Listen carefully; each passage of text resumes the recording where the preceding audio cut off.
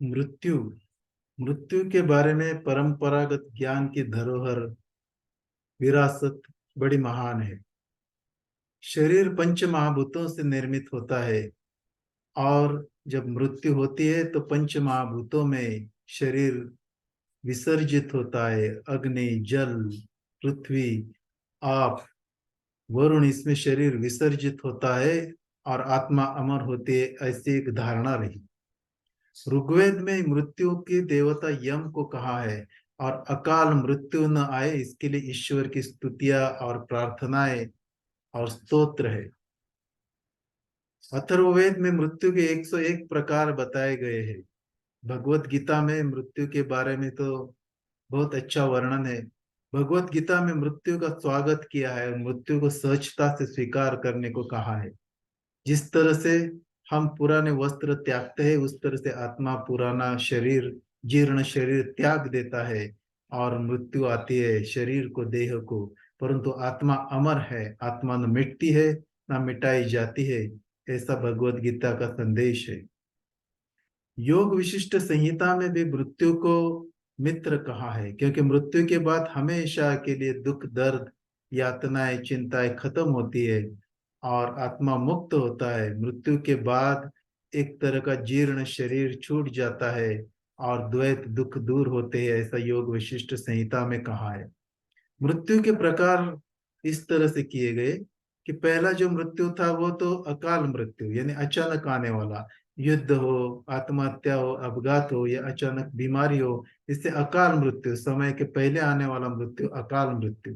दूसरा जो प्रकार था वो नैसर्गिक मृत्यु, यानी जिस तरह से कोई पेड़ का पन्ना जैसा हरा भरा रहता है और बाद में वो धीरे धीरे सूख जाता है और उसके अंदर की संवेदनाएं, चेतना शक्ति नष्ट हो जाती है और वो धीरे से गल जाता है, गिर जाता है। उस तरह से शरीर धीरे धीरे उसके पुर्जे काम करना बंद करते, निष्क्रिय होते और शरीर छूट जाता है, प्राण जीवात्मा मुक्त होता है। यह है नैसर्गिक मृत्यु, काल मृत्यु।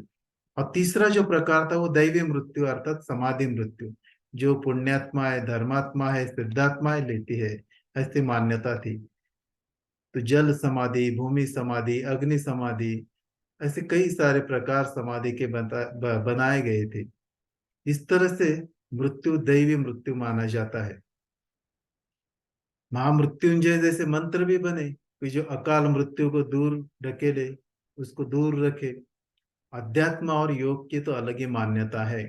मृत्यु के बाद शरीर के पुर्जे जिंदा रहते, जैसे आंखें, हृदय, सब सारे त्वचा, ये जिंदा रहते। कुछ समय के बाद ये भी निष्क्रिय हो जाते, निष्प्राण हो जाते। इसके लिए शरीर के पुर्जे, शरीर के अवयव, यानी हम नहीं, हम तो आत्मा है, अमर है, और जो प्राण शक्ति निकलती वो अलग मानी गई है।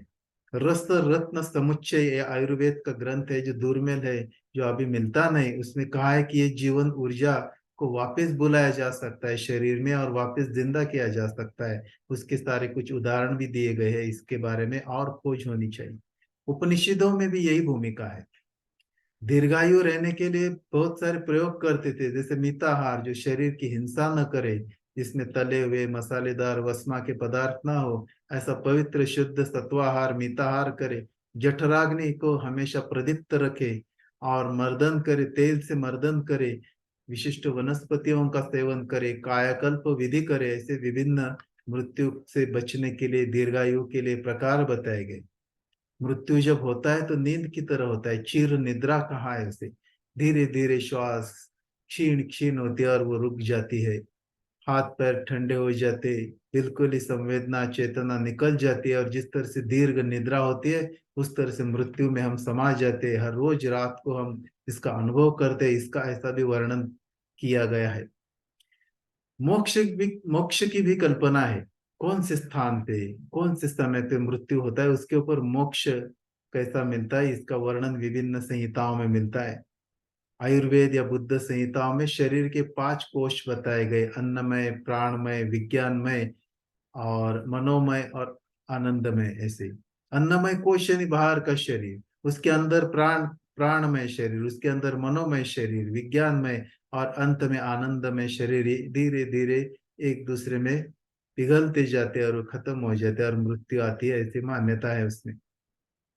कठोपनिषद में मृत्यु 11 रंध्रों द्वारा बाहर निकलता है। 11 द्वार, नाक है, मुंह है, कान है, नाभि है, ऐसे 11 द्वारों द्वारा मृत्यु यानी जीवात्मा बाहर निकलता है शरीर के, ऐसा वर्णन है। इसी तरह से गीता में भी वर्णन किया है।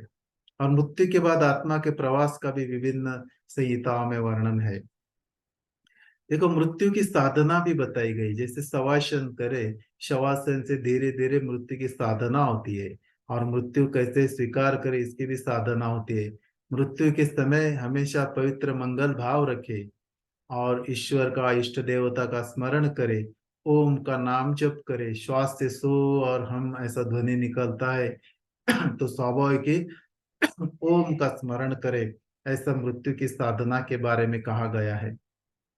मृत्यु सिखाया जाता है, मृत्यु सीखना चाहिए। जिस तरह से हम जीवन को सीखते हैं, उस तरह से मृत्यु को भी सीखना चाहिए। परंपरागत ज्ञान की धरोहर ये मृत्यु को भी सिखाती है। मृत्यु एक आनंदमय घटना है, एक उत्सव है, और आत्मा परमात्मा में विलीन होने का एक अच्छा समय है, एक अच्छा अवस्था है, ऐसा मृत्यु को कहा है। मृत्यु देवता को अनिष्ट नहीं माना गया, मृत्यु को मित्र माना गया है। तो मृत्यु का स्वीकार करे और विभिन्न तरह से मृत्यु की साधना करे, ऐसा पारंपरिक ज्ञान हमें बताता आया है।